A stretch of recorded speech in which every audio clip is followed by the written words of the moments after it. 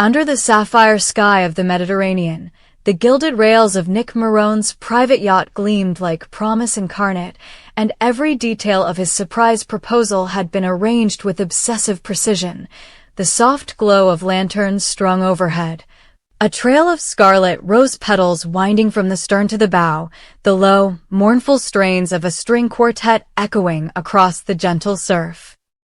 Brooke Logan, radiant in a flowing ivory sundress, stepped onto the deck with a mixture of curiosity and guarded hope, her heart still bruised by years of on-again, off-again with Ridge Forrester, but stirred by Nick's unwavering devotion. As the wine glasses caught the dying light of dusk, Nick dropped to one knee, eyes alight with sincerity and longing. "Brooke," he began, voice trembling with the gravity of the moment, "you are everything I've ever wanted. My partner, my inspiration, my future. Will you marry me?" Nothing in Brooke's life had ever felt so charged, so final, and for a heartbeat the world held its breath. Then, in an instant that would sear itself into soap opera legend, the deck shuddered as a rogue wave collided with the hull. Brooke's sandal snagged on a rose petal, her arms windmilling. She plummeted over the railing and vanished into the dark, rippling sea below. Nick's cry of terror split the night air as he lunged blindly toward the rail, helpless eyes fixed on the spot where Brooke's dress had fluttered like a wounded flag before disappearing beneath the surface.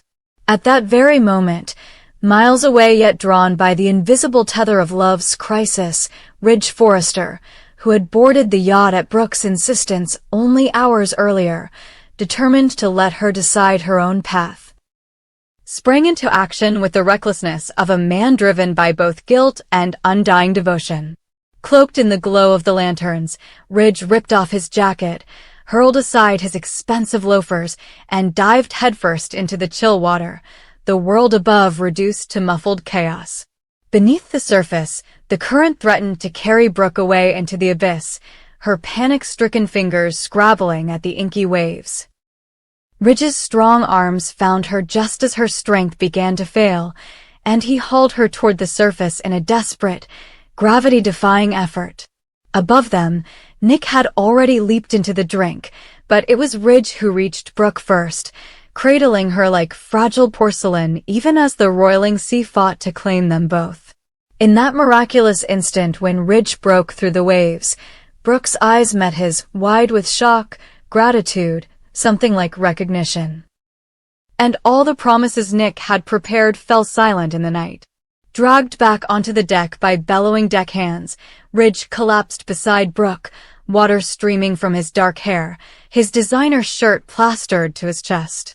Brooke lay in his arms, trembling, her pulse racing not just from near drowning, but from a revelation she hadn't dared to name. Ridge would always be her hero, the man who risked everything for her safety, while Nick, well-meaning, devoted Nick, could not compete with that primal, abyssal bond. Nick crawled across the wet deck, water slicking his linen pants, and stared at the pair, heartbreak and fury warring in his gaze. "Brooke," he croaked, voice raw, "I was ready to spend the rest of my life proving I'm the man you deserve."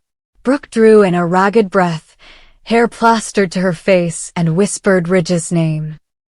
At that moment, the triangle of desire and loyalty cracked apart, the apex of Nick's dream collapsing as Ridge rose to his feet, rising from the chaos with Brooke draped on his shoulder like a wounded goddess, eyes blazing with both triumph and fear.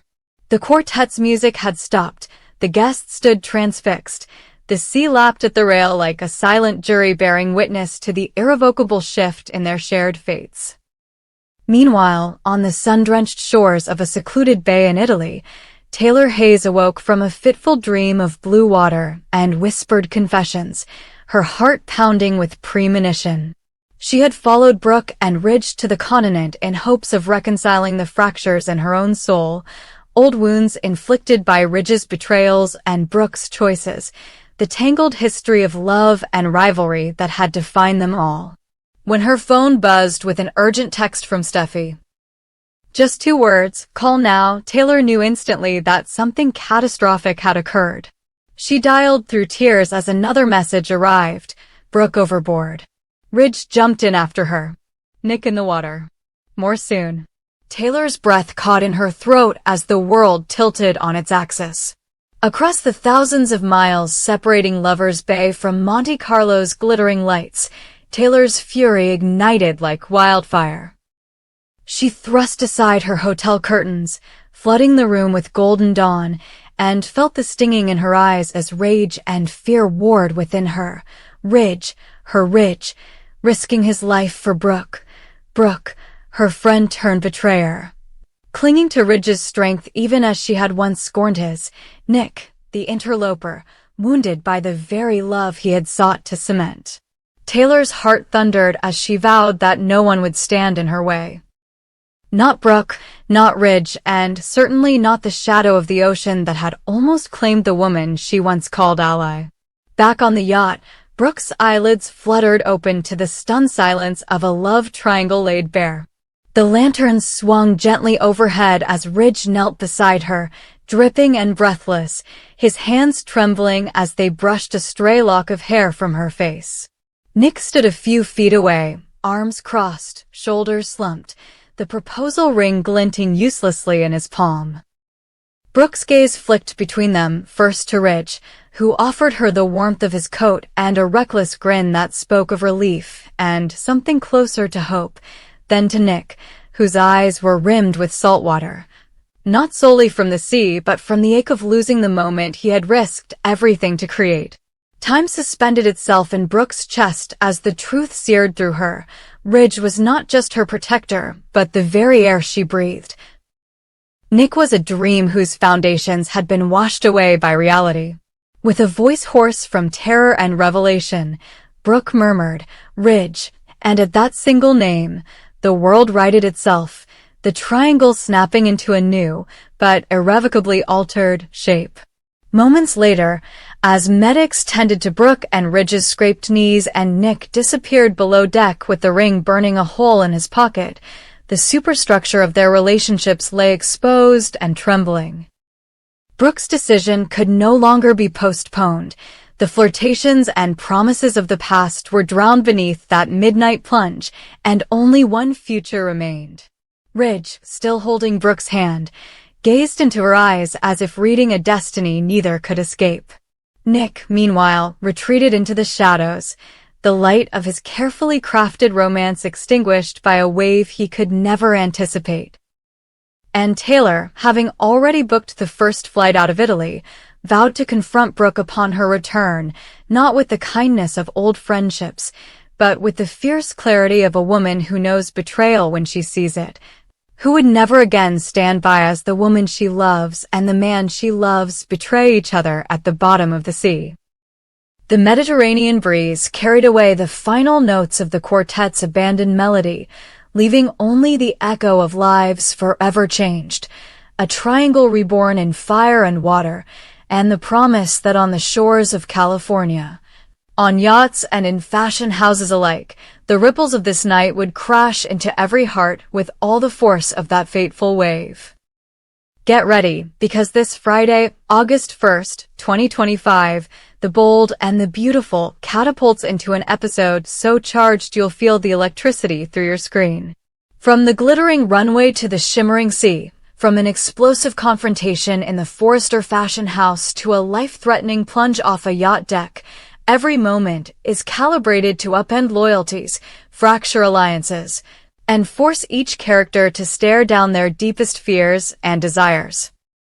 The stakes have never been higher, the passions never more incendiary, and the fallout promises to reverberate through every corner of Los Angeles. Buckle up and hold tight as we dive headlong into the tornado of drama about to engulf our favorite cast of power-hungry designers, star-crossed lovers, and schemers with hearts half broken and half roguish. We open at Forrester Creations, where patriarch Eric Forrester explodes in a tirade that threatens to shatter more than just runway dreams. In the hushed backstage corridors, Eric corners Nick Marone in a blazing showdown born of jealousy and paternal protectiveness. "Keep your hands and your schemes off my daughter," Eric snarls, every line carved in marble anger. Nick, for his part, hasn't exactly been a model of obedience, but he meets Eric's fury with calculated defiance, eyes blazing with determination to win Brooke Logan's heart once and for all. Sparks fly as the elder statesman's warnings echo against the glittering racks of haute couture, and the tension crackles like lightning in a storm. This isn't just a father's threat, it's a declaration of war, one that Nick accepts without flinching, convinced that his plan to propose aboard a luxury yacht will neutralize every obstacle. But with emotions this volatile, nothing ever goes according to plan. Not 2 scenes later, we find Brooke Logan steeling herself for a final reckoning with Ridge Forrester. After months, no, years of on-off turmoil, Brooke's heart has frayed, her patience snapped. In a sequence as raw as it is heartbreaking, Brooke tells Ridge she can no longer dance this endless tango. Her voice trembles not with regret but with resolve. She will not go back. Ridge, blindsided by a woman who has always returned to him, refuses to let her walk away unchallenged. He steps forward, arms outstretched, desperate to salvage the future he envisioned. Yet Brooke turns on her heel and walks away without a backward glance, a moment of silence hanging heavy enough to break glass. In that instant, she is freed from the past, and her gaze shifts toward the horizon where Nick's promise of new beginnings glimmers. But as any bold and the beautiful aficionado knows, before the heart can settle, it must face the most treacherous of trials. Cue the opulent setting of a private yacht anchored in the Pacific, waves lapping like whispers beneath a violet twilight sky. This is Nick's grand stage, the place where he intends to kneel before Brooke, ring in hand, and rewrite their destiny. The deck is set, champagne flutes glisten beside rose petals scattered in heart shape, a string quartet plays a haunting melody, and Nick's best friend hovers proudly in the wings. Brooke steps onto the deck, eyes wide at the romance, soul fluttering at the intensity she once dismissed. But fate, that ever-cruel mistress, intervenes. One misstep, a slip of a sandal or a sudden lurch of the boat, and Brooke loses her balance, topples over the railing, and disappears into the dark undertow. Instantly, romance detonates into terror. Nick flings himself forward, his voice cracking as he calls her name, but it's Ridge who surges from the stern, muscles coiled like a spring, diving headlong into the inky water in a rescue attempt that will either make him hero or bury him with the woman he still loves. The question hanging over the audience, who will emerge from the depths and with whose heart intact? Back on shore, just as waves settle under the moon's cold eye, another storm is brewing in Los Angeles's underbelly. Sheila Carter Sharp, notorious for her cunning and relentless pursuit of redemption or revenge, depending on her mood, has locked onto the trail of Dr. Lee Finnegan. Using her waitress alias as camouflage, Sheila traces Lee's every move with the precision of a bloodhound, determined to uncover secrets that could upend the happy veneer of Finnegan's life. Meanwhile, Deacon Sharp finds himself in an emotional tug-of-war, torn between protecting Sheila from her own demons and confronting the long-buried anguish in his own heart. Each scene pulses with unease, as Deacon's well-meaning counsel collides with Sheila's need for control.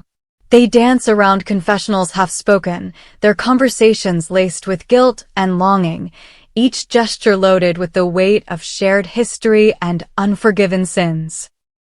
It's a dance as dangerous as any on the yacht, and one misstep could send both plunging into emotional ruin. And if that weren't enough to set hearts racing, there's the enigma of Luna Nozawa. Waking in a sterile hospital room, Luna's eyes flutter open to a world she barely recognizes. Does she recall the trauma that fractured her identity, or will she greet her loved ones as a stranger?